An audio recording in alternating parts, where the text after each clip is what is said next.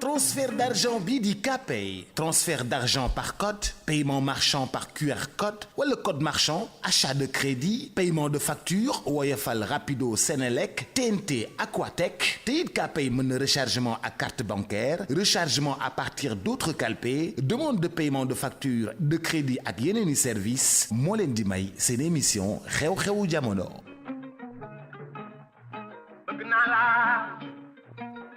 bëgguma la jarul coow nan booloo looy sa gannaaw la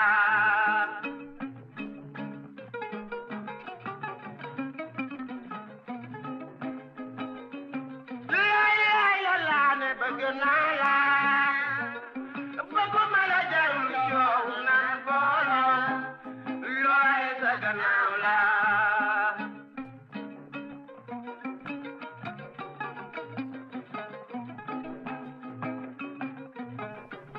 mbokk yeeg xaritu auditeurs yi salaamaaleykum ñoo ngi leen di nuyu kenn ku nekk ci sa tur ak sa sant boole ci di leen ziar di am mbégte di àndandoo ak yéen ci iRadio 90.3 kaddu gi di bàyyeekoo Ndakaaru nuyoo ak ziar di nuyu tey ziar waa Thiès Kaolack fa nga xam ne am nañ fa fréquence ñoo ngi ñu fay déglu di nuyu waa Kolda Ziguinchor di nuyu waa Tambacounda Podor ak Matam Saint-Louis merci di gërëm waa Louga ak waa Touba ak Mbacké di nuyu tey siyaare Alaaji Mamadou Ndiaye di économiste jàng économie ba noppi te liggéey ci économie liggéey ci banque de bind tamit ci économie salaamualeykum maa ngi lay nuyu te di la siyaare. waaleykum salaam Boubacar di la fay di la sant tamit di nuyu ñëpp ñi la may nopp te di la déglu.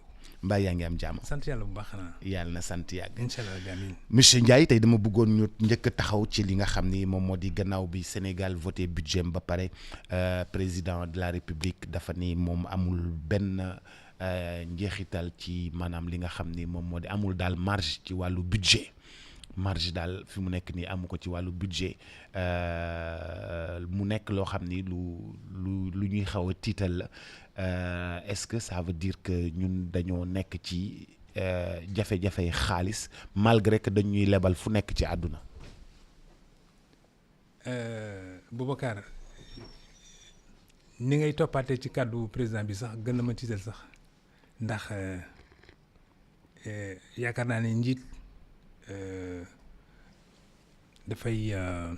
dafay joxe courage ba pare tamit naam dina dut baaraam métit dina dut baaraam lu jafe ci dëkk wante tamit dina xàll ab yoon wala dina wane yoon ne yoon baa ngi nii buñ ci jaaree peut-être bon dañ ci génn donc kàddu président bi li ma ci jàpp ñaar benn bu ñu fàttalikoo ci weer yi la weesu présenté woon na fii le Sénégal 2050 moom moo ko présenté woon maanaam muy les nouvelles politiques référentielles buy wane ni Sénégal ci lii la song lii la jàpp donc loolu bu ñu ko tegee ba pare ñu dawaat ay weer mu waxaat lii mu wax nii dina xaw a indi tuuti jeexi jaax quoi et en plus président dafa am ay kuréel yu bëri yu koy seex te bu ci nekk am na lu muy am na benn pàcc ci liggéey bu ñu ko jox. kon ñooñu ñëpp peut-être bon voilà bu ñu converger vers le président qui est peut-être bon voilà l'incarnation de la nation naam situation bi bu fekkee ne difficile na ba ñëpp nangu ne difficile na ñun tamit ñu war a nangu ne difficile na kon tamit war nañu ne nag léegi nag lan mooy yoon bi yan jumtuwaay la ñuy am parce que mag ñi surtout ñi nekk ci làmb nee nañu galgal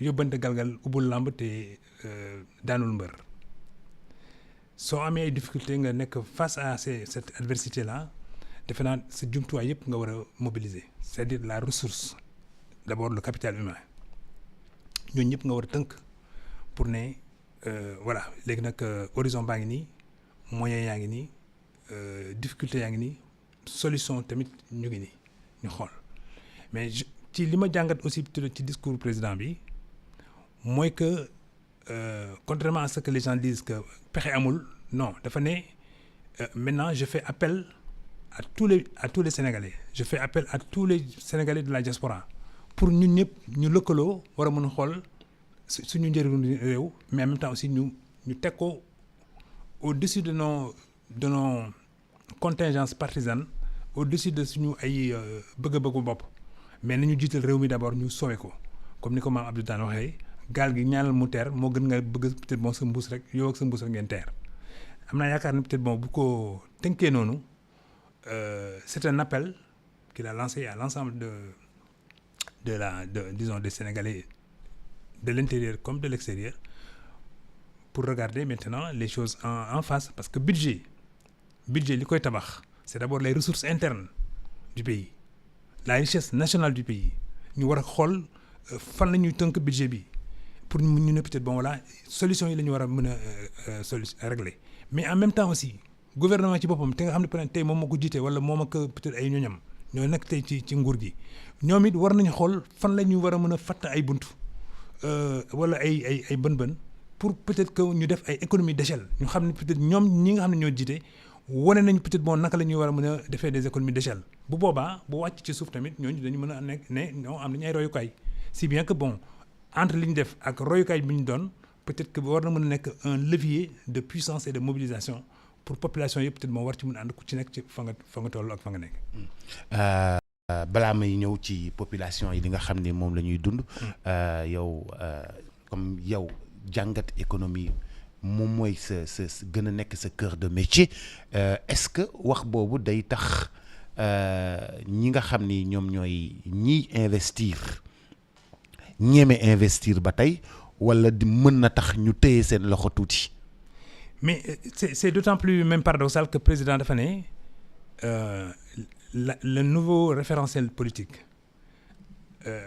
li ko tënk mooy le souverainisme c'est-à-dire que léegi dañuy jéem a xool suñu kàttanu bopp ñu tënku ci mais xëy na ñu wàññi aussi suñu dépendance vis-à-vis de l'extérieur c'est-à-dire des partenaires donc am naa yaakaar ne peut-être bon ndagam loolu mooy ossature stratégie bi ñu lal nii ñoom ci seen bopp nag ñoom ñoo war a xam peut-être que naka la ñuy war a mën a lijjantee à l'intérieur les forces d'impulsion forces yi nga xam ne peut-être bon ñoom ñooy entraîner nit ñi ku ci nekk peut-être bon sentir ni boppam ne lii ñu ma laaj war naa ci joxe sama kéem kattan nguur gi tamit joxe kéem kattanam mais ñu mobiliser la ressource intérieure dès lors que peut-être bon ñoom teg nañu ci kaw ne souverainisme bi bon il faut ñu teg ko dépendance bi il faut ñu wàññi ko te loolu la ñu ŋaññee peut-être bon ñi jiitu woon wala le régime défunt dañ ko ŋaññoon ne peut-être bon il y a une trop forte dépendance aux ressources extérieures si bien donc dafay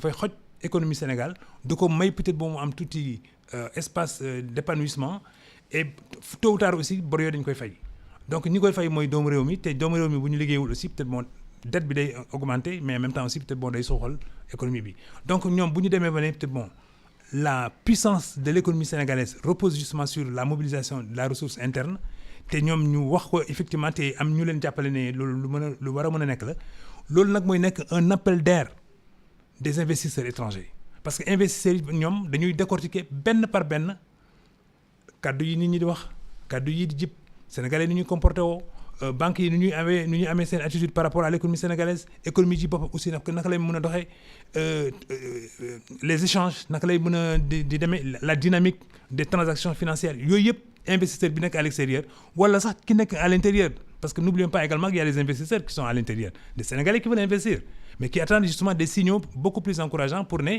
voilà léegi peut-être bon lii ma gis nii doy na ma pour man ma mën a injecter ci sama pàcc ci économie bi ma bëgg a yëngal mais la communauté internationale en tout cas des investisseurs elle est plus prudente que jamais surtout en ce moment où peut-être bon il y a des tensions énormes dans toutes les régions nga xam ne dans toutes les régions du monde je voudrais dire ba nga xam ne peut-être bon investisseurs yi ku ci nekk ba léegi maintenant dafay jéem a dellu sur les espaces de stabilité plutôt que peut-être bon di asaaloo seeni alal di ko yóbbu ci ay espaces yi nga xam ni peut-être bon là c'est moins sûr c'est d'autant moins sûr que gis nga peut-être bon la RDC aujourd'hui il y a combien d'investisseurs justement dans la zone qui est aujourd'hui sous tension entre peut-être bon voilà une force rebelle une armée peut-être bon en déliquescence et une supposée puissance extérieure pour ne pas la nommer c'est le Rwanda dit-on qui appuie effectivement cette force rebelle là pour di attaquer justement un pays la RDC donc yooyu moo lay won ne investisseurs yi peut-être bon à un moment donné dañuy ne bon su benn pays yëngatoo ci Afrique rek pour ñoom dañuy globaliser ne Afrique moo yëngatu kon nag même loolu sax ñun Sénégalais yi dañ ko war a intégrer xam ne bu ñuy def ay délégation di dem di convaincre nit ñi wala di organiser ay conférences ici peut-être bon pour faire sentir aux investisseurs que ñun suñu pays dal na pour l'investisseur ce seul pays rek doyul pour mu dal. Il faut que peut-être bon environnement bi mu nekk moom ci boppam aussi mu dal pour peut-être bon ñu gën a am courage nag war a mën a ñëw. mais lii yëpp mu yëkkati noonu. ak jafe-jafe yooyu yëpp nga xam ne moom xam na ko ñun xamuñu ko mais moom xam na ko ba avoué ko xam na ni jafe-jafe am na ba avoué ko. dolli ci ay tensions politico-judiciaires. Est-ce que tension politico-judiciaire yeeg moom marge de manœuvre yi mu wax ni amu ko ci ay budget ci ay xaalis ak yooyu est-ce que yooyu yëpp duñu bokk jural ñun ñëpp ay problème. mais loolu xëy na ñoom xam nañu lu tax ñu def loolu mais bu ñu gëstoo seen agenda bi ñu tënk ci 2050 bi. Effectivement ñoom dañu ne peut-être bon pour que peut-être bon ñu mën a propulser wu ci kanam wàññi dette bi il faut ñu liggéey or ñoom ñoo neewoon peut-être que le régime précédent liggéeyul dara ci réew mi bon ça maintenant c'est l'histoire qui va trancher mais l'essentiel quand même dès lors que ñoom ñu wax loolu te il porte la parole publique ne réew mi liggéeyuñ ko ensuite dañu ñëw pour opérer ay ruptures et dans le document bi ñu génnee nee nañ quelque part peut-être bon que les acquis dañ koy conserver les acquis proviennent d'où? Dès lors qu'ils disent qu'ils font une rupture avec voilà ce qui précédait. dañuy li fi nekkoon dañ ko fiy jëlee. dañ koy dandal. voilà indi li nga xam ne peut-être bon ñoom ci seen gis-gis. mooy seen gis-gis ñoom. ba pare ne peut-être bon léegi nag bu ñu indee seen gis-gis ba pare nag ñoom dañuy jubal. l'équité sociale la justice.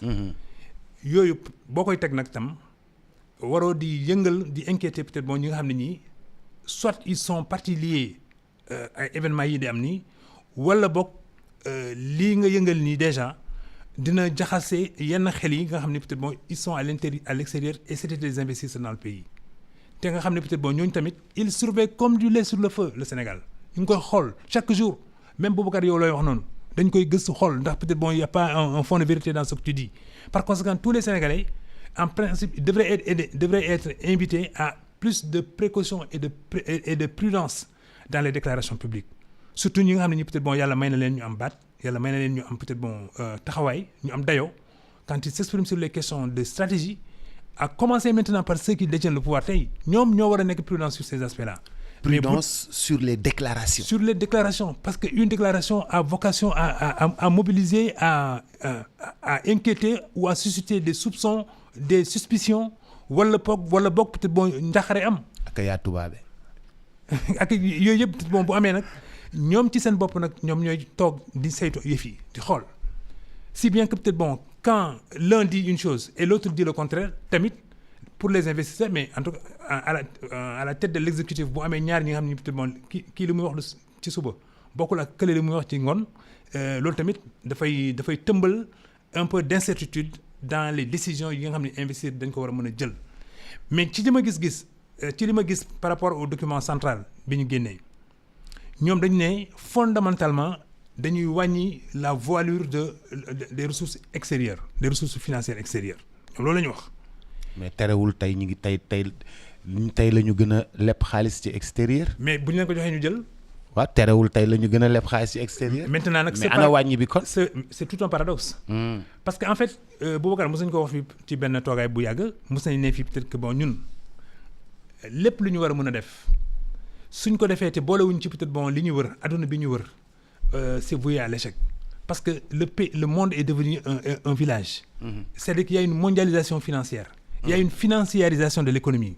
tey économie bi peut-être bon da nga gis ku yor benn bouton nekk à New York nekk Singapour nekk feneen. di agir sur des faits économiques yu am fii au Sénégal. Par conséquent ñun. mënuñu ne rek peut-être bon voilà dañuy am suñu souverainisme suñu indépendance su bopp. te duñ ci boole ñi nga xam ne ñi peut-être bon ñoom ñoo sëq yenn yi te ñoom ñoom aussi dañoo pelloo ci yu bëri. pour peut-être bon suñu économie war a mën a suuxal ñu war ko mën a peut-être bon dekkiwaat mu amaat une certaine vigueur. Par conséquent souverainisme bi il faut ñu comprendre ko mais en même temps aussi peut-être bon li ñuy lié à l'extérieur aussi war nañ ko mën a comprendre. Et ces deux logiques-là ñoom ñoo ko war a mën a expliciter ba nga xam ne peut-être bon du am inquiétude au niveau de la communauté des investisseurs. Mais en même temps aussi au plan intérieur également du am des peurs collectives yuy dem ba Sénégalais yi di foog ne peut-être bon en vérité nous ne pouvons pas lire sur les lèvres des dirigeants la clarté justement du propos et également la lucidité de l'action à mener. Mais dans tous les cas. liggéey bi ñuy liggéey xam nga population yi lañ koy liggéeyal. waaw. ah oui. mooy finalité bi. li ñuy liggéey yëpp li président di def li premier ministre di def li assemblée nationale di def ah li ñuy def yëpp finalité bi. population yi la ñu koy defal. c'est ñu wér Boubacar en 1940 dafa am le premier ministre de Grande-Bretagne mu ngi tudd Churchill. mais Winston Churchill mu ne. jox ngeen ma lenge nguur gi xam ngeen ci ban jamono ngeen ma joxee lenge nguur gi. wante dinaa leen wax benn affaire de. digguma leen dara lu dul ku nekk ci ñun na ñax. ku nekk ci ñun na ñax. na ñax ñu xam ne ñax nga liggéey nga. nee na yemul foofu tamit dina am ñu jooy ba ñu gis seen rongoñ ñi seen kanam. ndax métti na. ndax fi ñu jëm peut-être bon gisuma fa sax ndox. kon premier ministre boobu gis nga propos boobu mu tenir. te muy propos bi nga xam ne peut-être bon tegu ko fenn lu dul ne il a palpé la réalité du pouvoir et la réalité de son pays. parce qu'il sortait justement de la. Enfin, il s'engageait dans la guerre parce que c'est en 1940. Donc, loolu rek déjà permettre na ko mu am un élan de popularité.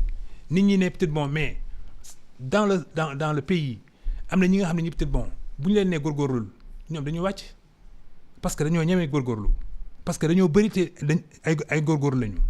Ces gens quand tu les mobilises mais muy dëgg ci yow parce que ñoom ils sentent ça comme étant également un fond de vérité dañuy ànd ak yow.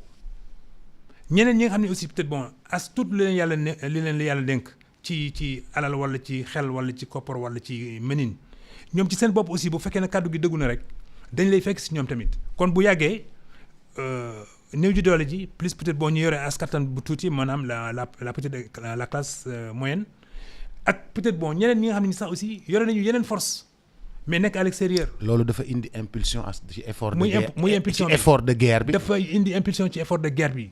Quand on leur dit surveillez les arrières, soyez prudents par rapport à vos voisins qui sont étrangers, ainsi de suite. Kon ñoom ñëpp loolu ça a contribué à l'effort de guerre peut-être bon sous Churchill. Et c'est ça qui a fait que l'Angleterre a été déterminante dans la victoire justement des Alliés. Des Alliés. Voilà. Donc loolu lu am solo la. Mais li ma fi ma doon wax mooy. li ñuy liggéeyal yëpp effort yi gouvernement bi di def yëpp population bi mooy finalité bi. moom mooy finalité bi moo tax ma ne la xam nga ñoom ils ont dit dans le budget de 2025 ils ont une précaution de 90 milliards. Ça c'est pas mal c'est déjà un élément de transparence ils disent 90 milliards yi teg nañ ko bon man sax xam naa ne ci sama gis-gisu bopp bu gàtt gëm naa ne 90 milliards de précaution loolu bëriwul. précaution mooy peut-être bon fépp fu la mbetteel fekk di nga mën a fagaru parce que déjà fagaru nga. La crue du fleuve, on met 6 milliards ou 7 milliards. Quelque chose comme ça, voilà, comme ça. De précaution. Mais ñoom ils disent, bon, peut-être que ça aurait pu aller un peu plus loin bu ñu gisee suñu ay recettes. Mais la finalité bi nga wax nii pour les populations, c'est important Boubacar. Parce que finalité bi population yi pour ñoom ñu jàpp ne ñoom la ñuy liggéeyal, d'abord il faut que ñoom seen moyen de seen dund ñu yëg ko. mais tey njëkk yëpp dafa yokk. Les revenus. ceeb yi dafa yokk. diwlin dafa ñun fii problème mu ceeb ak diwlin kese la ñu am. est-ce que xam nga ne ceeb diwlin suukar transport tout ça a augmenté d'un cran à la veille de comment on appelle ça. Oui, du Ramadan. de grands événements notamment le Ramadan. Du Ramadan. Oui. Donc finalité bi jotaguñ ci ba tey. j'ai l'impression am naa yaakaar ne. Le pouvoir est un peu débordé sur le plan du contrôle des prix.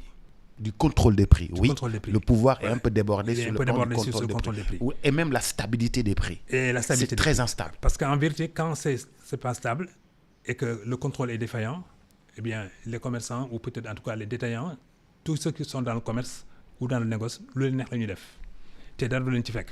Mais comme waxoon nañu ko fi tamit benn jour, celui qui veut des aliments. L'essentiel moom que ne aliment bi am rek. lii problème moom mooy que aliment bi ñàkk. su ñàkkee problème day am. gis nga ma jëlaat encore l'exemple de la RDC tey peut-être bon la région bi nekk en effervescence courant amul ndox amul les routes sont coupées partout il y a des menaces de guerre les rebelles sont partout dans cette région justement de l'est du pays ba nga xam ne peut-être bon au moins les gens disent que mënuñ sax génn seen kër pour mën a jëndi dara parce que boo génnee xamoo ndax di nga dellu si wala doo dellu si kon gis nga stabilité ak sécurité li muy jouer li muy peser ci nit mais bu la yàlla mayee nag nga am sécurité boobu nga am sûreté boobu en même temps aussi les marchés sont ravitaillés kon li lay dese peut-être bon pour nga mën a contrôler la régulation des prix ak aussi les échanges yu ñu nekk bon des échanges au moins circonscrits ci ay modicité dina permettre nit ñi di jëflante peut-être bon njënd ak njaay. mais fi mu nekk nii un gros problème bi ñu am mooy que la maîtrise des prix n'est pas effective te certains commerçants dañoo stocké woon ay produits yu bëri su ñu yokkee prix yi ñoom effectivement ils ont des plus-values yi nga xam ni peut-être bon teguwuñ ko fenn ci li ñu stocké noonu parce que li ñuy stocké noonu dafa am ni ñu ko réglé woon pour ñu dugal ko ci réew mi or il parle de souverainisme puisqu'il parle de souverainisme nag war nañu wàññi peut-être bon la voilure sur les produits qui viennent de l'extérieur ba nga xam ne produits intérieurs yi ñu war leen mën a encourager ñu ngi leen di fabriquer aussi ñu war leen mën a dooleel pour bu ëllëgee ñoom ñu inonder marché bi comme ils l'ont fait avec l'oignon récemment ñu inonder marché bi ba nga xam ne dina doper le marché du point de vue du ravitaillement mais dina doper aussi peut-être le portefeuille du Sénégalais lambda parce que moom ci boppam aussi dina xam ne peut-être bon production intérieure bi am na solo mën na ci jëflante ak moom te aussi yore nag tuuti ci koppar war na mën a lépp lu ñuy wax monsieur Ndiaye lépp lu ñu mën a def effort bu ñu mën a def ci réew mi te nit yi yëguñu baisse des prix te nit yi yëguñu courant bu seer te nit yi yëguñu courant bu seer bu ñu war a wàññi ceeb ak diwlin loolu kese boo leen ko defalee ñoom yow yaay champion du monde te loolu yëguñu ko non loolu rek lu fii loolu rek lañ soxla meew mu wàññeeku suukar bu wàññeeku ceeb bu wàññeeku diwlin bu wàññeeku transport bu wàññeeku courant bu wàññeeku yow yaay champion du monde loolu buñ ko amee Diomaye mooy champion du monde. xam nga Diomaye mu ne nag champion du monde sax fekk peut-être yooyu contrôle bi am na solo am Boubacar contrôle des prix bi am na solo parce que bu fekkee ne peut-être ñoom ñi ngànk ministère du commerce xool nañu ba xam ne peut-être bon lii moo yemamaay pour peut-être bon ñu mun ko fixer comme prix ñun mën nañ ci d'accord ñu ñëpp ñu ne lii la mais en plus ñu contrôler sur le marché ndax peut-être bon ñoom li ñu tënk nii jàpp ko ak tout le monde est-ce que loolu ñu ngi koy dawal mais en même temps aussi je comprends li nga bëgg a wax comme souci parce que tu parles au nom des populations l'idée maintenant mooy que peut-être aussi mën nañu yokk les revenus des gens man gëm naa ne wàññi prix yi c'est accroître les revenus des gens parce que boo wàññee prix di nga permettre ki yor lu as tuut dina ci mën a jënd mais bu fekkee aussi yokk nga ses propres revenus soit par nga wàññi peut-être bon la charge locative li ñuy fay wala nga wàññi la charge de l'éducation loolu aussi peut-être bon ci accroissement des revenus la bokk wala sax peut-être bon payoor bi su fekkee ne payoor bi tamit day yokku prix yi peut-être bon di jolli ñoom it di yokku mais en fait ça daf koy effacer daf koy annuler mais na nekk une stratégie buy permettre rek simplement que sénégalais bi saa yu soxlaa dara peut-être bon par le biais li mu yor ci poosam mu war ko mën a am wala bokk état bi jàppale ko peut-être bon di contrôler prix yi comme ça doo yeewu tey ñu ne la litre bi temps lay jar nga yeewuwaat ëllëg ñu ne la peut-être bon litre bi peut-être bon ful nañ ko benn wala ful nañ ko benn genn wàll loolu c'est pas bien et là ça perturbe et le marché et ça instaure la panique justement dans les populations le gouvernement actuel a besoin au moins de ne pas paniquer les gens a besoin de stabiliser le pays a besoin également que peut-être les grands agrégats di mën a fonctionner te fekk peut-être bon du ci am kenn ku ci profiter de façon tout à fait malhonnête parce que c'est les commerçants véreux il en existe ceux qui font de la rétention sur les biens sur les produits am na mais ils profitent justement de cette situation-là pour bu demee ba situation bi gën a aggravé wu ñoom ñu génne seen produit nag ne ils ne le vendent pas à vil prix mais ils le vendent à un prix coûtant. Monsieur Ndiaye. nu ñu mën a def. xam nga yow économie sa yëf la. nu ñu mën a def. lan mooy possibilité lan marge de manœuvre la ñu am pour njëkk yi balaa koor gi bañ a naawaat ni njëkk yi naawee nii. njëgu diwlin bi naaw njëgu ceeb bi naaw lan naka la ñu mën a def ba loolu taxaw. sur les prix man li ma gis mooy. benn war nañu mën a indi la production intérieure la production locale. li ñuy bay fii ak wala li ñuy defar sax ci usines yi. ci usines yi Boubacar parce que am na ay usines yi nga xam ne peut-être ñoom am nañu le produit brut ñu transformer ko ñu jaay ko mais bu fekkee ne peut-être bon transformation intérieure bu ñu ko transformer au plan intérieur xam nga les produits qui viennent de l'extérieur dañu leen di taxer. Donc bu ñu leen taxer ba mu ñëw ci consommateur final bi day fekk peut-être am na ay majoration yu bari xam nga ci yoon. yu bari mais bu fekkee nag production bi c'est à l'intérieur taxes yi duñu toll duñu bëree comme taxe à l'extérieur. donc xam nga loolu déjà effort la. loolu effort la mais ça c'est un effort vigoureux qu'il faut faire. donc ça veut dire que dañoo war a bay. mais dañoo war a liggéey boobu kaa. dañoo war a bay. benn dañoo war a bay. dañoo war a bay mais aussi dañoo war a peut-être bon créer davantage d'industrie surtout encore peut-être renforcer l'axe alimentaire ba nga xam ne peut-être bon nit ñi ndagam loolu mooy seen moo ëppal solo. te nee nga ku leen ko defal ñu jàppale comme un champion du monde. mais donc peut-être bon l'alimentaire aussi war nañu ko réguler ba nga xam ne partout dans le pays fu waay dem gis fa peut-être bon ce qui est à Dakar fu waay dem peut-être bon war a mën a soxla électricité nga war ko mën a am. parce que y a aussi des produits yi nga xam ne da nga koy jënd ci marché bi mais bu fekkee ne amoo des moyens de conservation dafa yàqu ëllëg bi le lendemain wala le surlendemain kon nag peut-être bon bu ñu yaatalee yëf yi rek les gens dinañ sentir seen ordinaire mu ngi amélioré wu et à ce moment là ñoom ci seen bopp peut-être bon dinañu mën a xool maintenant naka la ñu mën a yaree seen bopp parce que Boubacar am na ci yenn famille aussi ni ñuy dépenser seen i alal jéggi na dayoo ni ñuy lekkee yenn yi jéggi na dayoo donc y a la réalité économique buy yar nit ñi dans une certaine mesure mais beneen enseignement bi nit ñi di am c'est quand ils voient que l'État fait un effort d'encourager peut-être la production locale loolu mooy indi peut-être mon production nationale bi muy yéeg nit ñi di ci mën a jëriñu le paysan di ci mën a jëriñu l'intermédiaire di ci mën a jëriñu le consommateur final des produits locaux di ci mën a jëriñu l'économie aussi peut-être bon moom mu ciy dem déjà dans le plan Sénégal 2050 ils disent que le déficit bëgg nañu mu jóge 7.1 ñu yóbbu ko en 2007 à 3.1 xam nga donc peut-être bon effort boobu de 4 points de discount. ñun waa dëkk bi xamuñu li déficit 7.1 4.1 loolu. non c'est-à-dire que noo ñu koy waxee ci wolof moo tax ma naan da ngaa tubaabe. non gis nga liggéey bi ñuy liggéey. waaw après ñu koy xayma ne Sénégalais yi 2025 li ñu liggéey yëpp c'est-à-dire ñëpp nag ñi ngay romb ci mbedd mi ñuy jaay ci caaf rek wala ku ci fay l'impôt daal ku ci fay l'impôt day sax soo bëggee ñu ñëwaat ci l'impôt bi. mais ñi liggéey ñëpp la ñu liggéey ci at mi. toll xayma nañ ko ci temps loolu ñu liggéey nag yooyu yëpp nag buñ ko xaymaa ci temps ñu ne peut-être bon croissance bi yokku na wala wàññeeku na wala stagné loolu mooy la croissance c'est-à-dire que liggéey nañu ci at -1 ba at +1 gis nañu peut-être bon ci diggante bi gars yi def nañ ci waaw góor wala boog dañoo yaafus wala boog on est resté peut-être bon te loolu c'est une éducation. Il faut que ñuy jàngal nit ñi ne que peut-être bon yow du 1er janvier au 31 décembre li nga liggéey peut-être bon juróom na la lii sa banque boo fa déposé sa xaalis indi na la temps en même temps aussi il parle d'inclusion financière c'est-à-dire que sénégalais yu bëri xamuñu fu yoonu banque nekk parce que demuñu banque parce que liggéeyuñ ci banque parce que dugguñ ci banque parce que ils n'ont pas des revenus stables pour ñu war a ci mën a comp dara pour épargner ko kon loolu yëpp ci éducation bi fekk ne état bi xaw na ci def un effort dina am davantage de sénégalais yuy ubbeeku ci yooyu mais dina am aussi davantage d'institutions yuy ubbi seen buntu tamit di permettre sénégalais yi ñoom it di ñëw di nekk dans ce qu'ils ont appelé l'inclusion financière dootul yem rek ci 20% des sénégalais yu xaw a am tuuti relation ak ay banques. maintenant nag croissance boobu nag buñ ko naree déficit bi plutôt buñ ko naree wàññi ba mu ñëw à 3.1 en 2027 loolu la ñu wax ñoom ñoo war a woon nit ñi ban yoon la ñuy jaar ba mën a am loolu ñoom ñooy woon nit ñi au fond on utilise la consommation intérieure pour devenir demain des champions ñu créer ay entreprises yi nga xam ne peut-être bon dans moins de 2 ans dans moins de 5 ans dinañ wone seen bopp xam ne peut-être bon ñii ku leen gën a yokkal doole ñu am davantage doole. ban dëkk nga dëkk yow.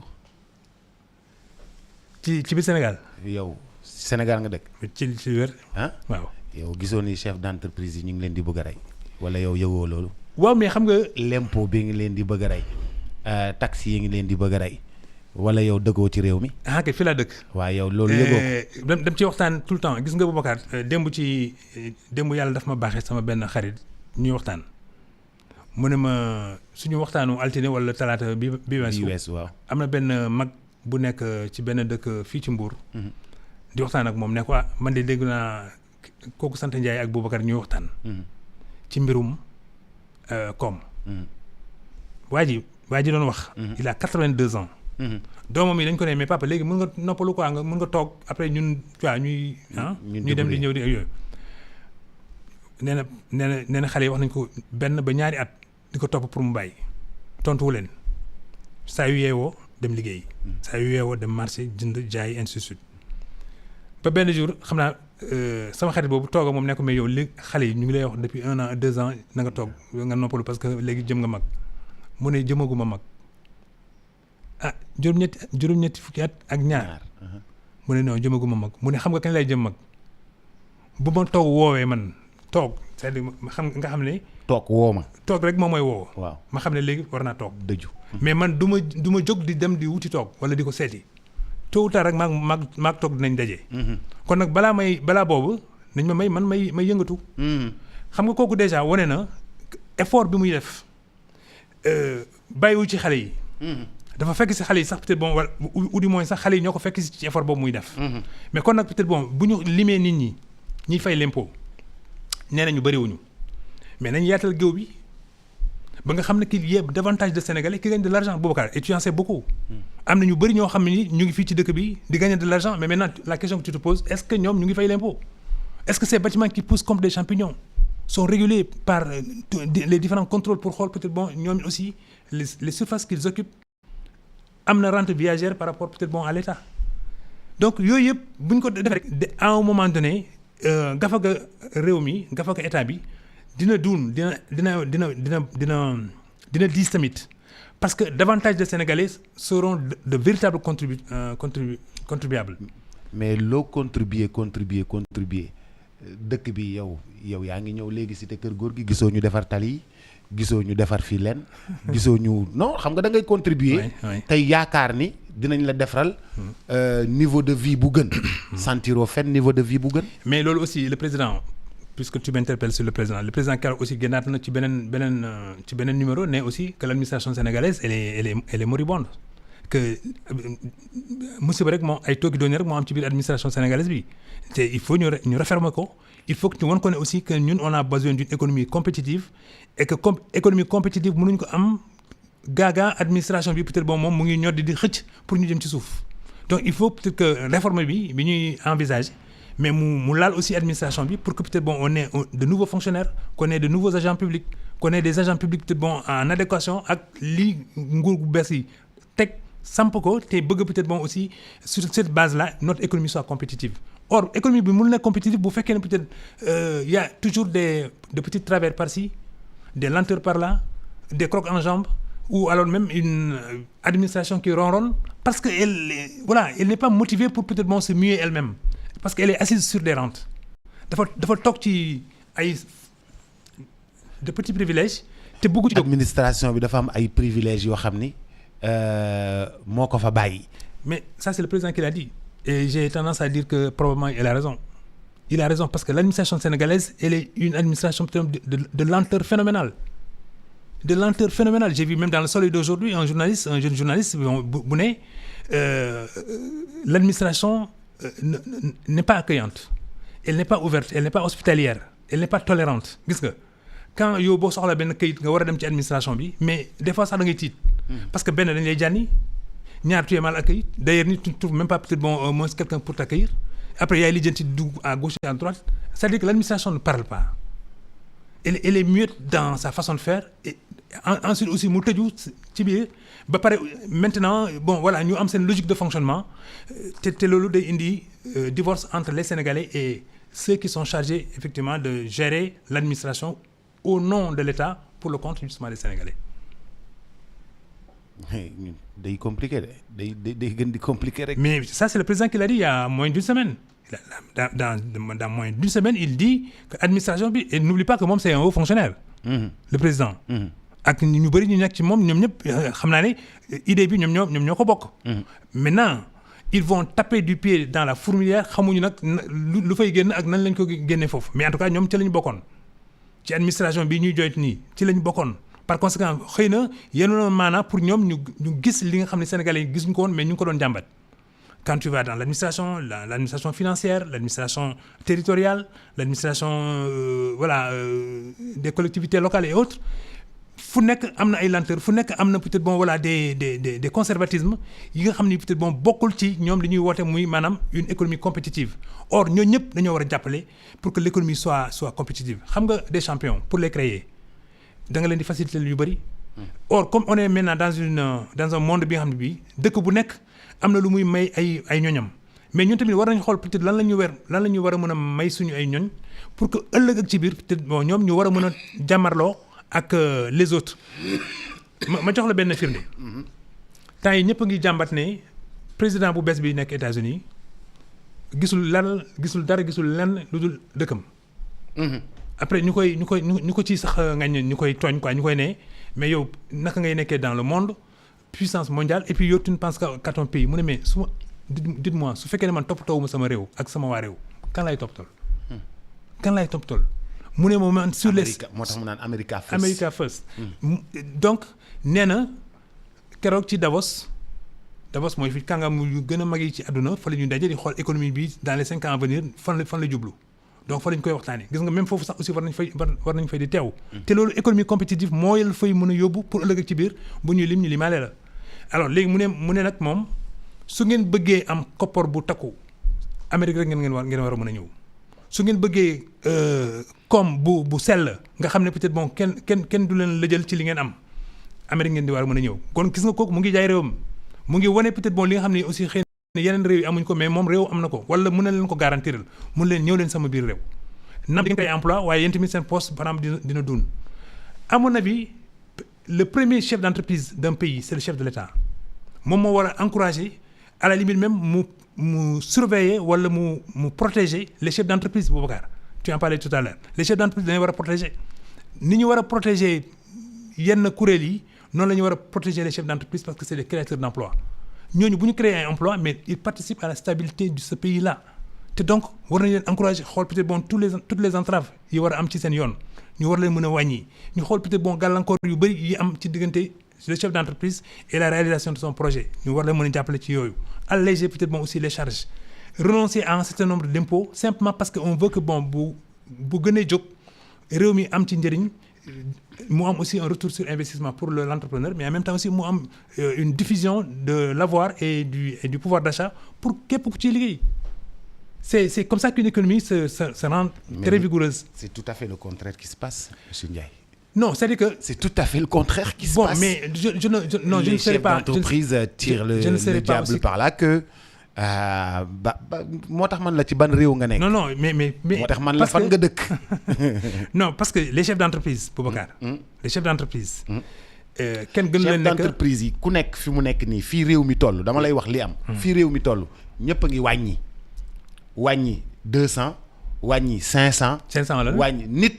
travailleur wàññi 400. wàññi 300. wàññi 200 dem leen ngeen toog ba situation bi tane bu fekkee ni tane na xëy na dinaa leen woowaat. waaw ça c'est-à-dire que les chefs d'entreprise yi nga wax yi nga lim noonu. waaw ñooñu dañuy réagir par rapport à. C'est dans tous les secteurs. waaw ils réagissent par rapport à une situation bi nga xam ne dafa imposer wu ci ñoom. on est d'accord. c'est-à-dire que xëy na am na li ñu mënatuñ ko te li gën a sûr ci ñoom d'après seen analyse li gën a sûr ci ñoom mooy peut-être wàññi personnel bi. mais bu yàggee sax aussi du personnel bi la ñuy wàññi mën nañu wàññi sax peut-être bon seen surface financière mën nañu wàññi sax peut-être bon seen marché. marché bi tamit bu demee ba réagir ci par rapport ak ni loolu ñuy wàññi. xëy na ñoom ci seen bopp aussi dañu daan ba tënkuwaat ci leneen. donc loolu yëpp baaxul ci entreprise. li baax ci entreprise mooy d'abord que moom toutes les forces mu mobiliser leen. mu maximiser un peu ses chances. et en même temps aussi mu songo économie bi. gën a wane xar kanam bu bees pour mën a peut-être bon yóotu yeneen ci biir économie bi.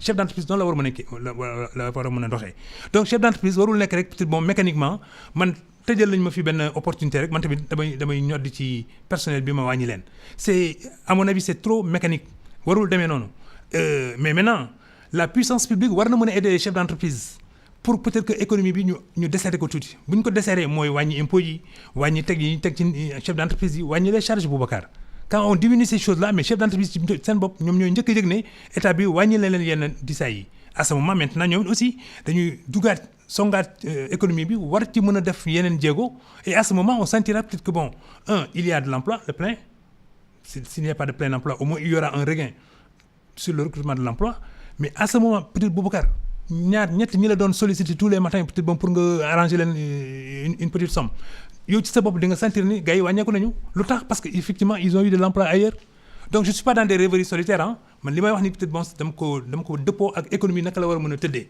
mais bu fekkee ne peut-être bon y a quelqu'un qui a le monopole de marché keneen aussi am le monopole de marché te loolu monopole yooyu ñu am mënuñu ko séddoo ak ñeneen wala nanguñu ko séddoo ak ñeneen d'abord on n'est pas sûr d'avoir de la qualité parce que pour avoir de la qualité il faut que mu am sur le champ de la compétition plusieurs concurrents ñi nga xam ne ku nekk day indi peut-être bon benn valeur ajoutée pour wane ne man fii laa war a gën a mën a féete pour que consommateurs yi xam ne indi naa dara lu bees. keneen ne peut-être bon aussi man côté bi laay féete si bien que peut-être le principal qui avait le monopole à un moment donné dina sentir ne li mu doon am à 100% léegi mu ngi amaat 35% parce que yeneen aussi ñeneen aussi yàlla xéwale na leen ci loolu. c'est comme ça que l'économie marche. Surtout qu'on est dans un régime libéral et ceux qui sont arrivés également disent dans la rupture que c'est l'initiative privée qui va faire fonctionner le pays. mooy war a doxal dëkk bi kon les chefs d'entreprise sont dans le collimateur positif je veux dire de l'état actuel maintenant c'est à eux de le matérialiser. demeewu fi noonu de. bon monsieur Ndiaye. Sénégal lañ nekk de. mais demeewu fi noonu de. bon mais. on sent que un peu l'initiative privée c'est devenu très difficile. bon en principe. dañ ko waroon a yombal dañ ko waroon yombal. waaw ok en principe dañ ko waroon yombal parce que moi j'ai toujours dit que ce n'est pas à l'État de recruter non plus ce n'est pas à l'État de promouvoir de faire la promotion des emplois État li mu mën bëriwul naam État yore na lu bëri mais li feeñal dëgg doole État mooy que il y ait des entrepreneurs xam nga y a un président des États-Unis il dit man ngeen sama réew ma transformer ñëpp en entrepreneur moo ma gënal par exemple ñëpp nekk ay administrateur wala ay stratège de xaw ma lu mu doon man na entrepreneur yi ñëw rek en pagaille bu ñu ñëwee en pagaille ñu jëlal ma xale yi ñuy liggéey ñu jëlal ma les chômeurs ñuy liggéey ñu wàññi peut-être bon le chômage ñu wàññi peut-être bon disons l'instabilité mais ñu wàññi aussi peut-être bon voilà le banditisme ak aussi les petits les petits malfaiteurs yooyu yëpp peut-être bon nit ki bu fekkee ne peut-être xelam dal na ci wàllu liggéeyam rek mais yéen ñi dootul tal sax dina toog ci taatu garab yi dina ataay de 13h jusqu'à 19h donc yooyu yëpp peut-être bon liggéey bu la ko mayee rek tu vas renoncer à plein de choses peut-être maintenant pour être positif dans la société sénégalaise. maa ngi lay gërëm di la sant. suba ñu waxtaan ci leneen dafa mel ni bokkuñu dëkk maa ak yow. ñoo bokk dëkk. non bokkuñu dëkk yow moom beneen Sénégal nga ne. mais Sénégal bi ma bëgg mooy Sénégal bi nga xam ne mooy Sénégal bu yànj. macha Allah et tu sais que on a eu ce Sénégal là. oui. on a eu ce Sénégal où peut-être bon nit ñi dañu doon béy seen tool jaay seen gerte wala jaay seen li ñu góob mais en même temps di ci dundee ba l'année prochaine. on a eu cette prospérité là. mais pourquoi mënatuñ ko am alors que maintenant techniquement on est plus avancé on est plus éveillé les gens sont plus instruits donc beaucoup plus qualifiés donc affaire bi waroon na jolli mais. dañ ci dellu siwaat bu neexee yàlla fukki waxtu jot na ñu ànd rek yéen defal leen seen bulletin d'information Cheikh Sarr mi ngi ñëw léegi ci xoxom ci China tout à l'heure. Transfert d'argent bii di Kpay transfert d'argent par code paiement marchand par QR code wala